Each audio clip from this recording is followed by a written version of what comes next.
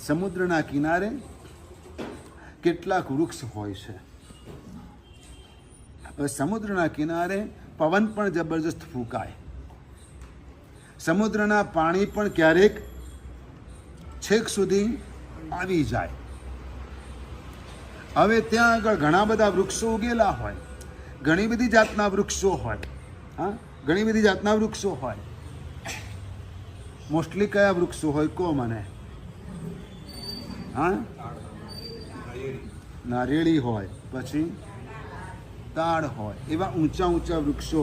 સરુ શું હોય? સરુના વન હોય. હા, નીલગિરી હોય. આ બધા ઊંચા ઊંચા જે વૃક્ષો થતા હોય ને, બાંસ હોય. હા, આવા જે બધા મોટા મોટા ઊંચા વૃક્ષો થતા ને એ બધા ત્યાં આગળ હોય.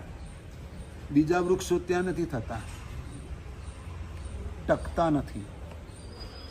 આવા જ વૃક્ષો તે દરિયા કિનારે ટકે છે, બાકી બીજા બધા વૃક્ષો ત્યાં ટકતા નથી. કેમ? કે દરિયાના તોફાનને ઝીલવાની જેની તાકાત હોય એ જ ટકે છે. દરિયા કિનારાના તોફાનને, એના પવનને, હા, એના વાવાઝોડાને, એના તોફાનને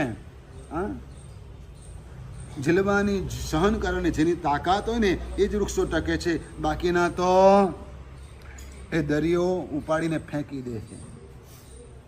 એમ આ સંસારની અંદર જે સાધુ કે જે શ્રાવક શ્રાવિકા કે જે સાધુજી ભગવાન હા સહવર્તીના આક્રોશને સહન કરે છે તે જ ટકે છે, એ જ આરાધક બને છે. દાવદ્રવ નામના વૃક્ષની વાત કરી છે. કેવા વૃક્ષની વાત કરી છે? દાવદ્રવ નામના વૃક્ષ. દરિયો હોય, તોફાન, વાવાઝોડા, રેતીના તોફાન બધું થતું હોય અને છતાં પણ એ બધાની વચ્ચે ટકી જાય.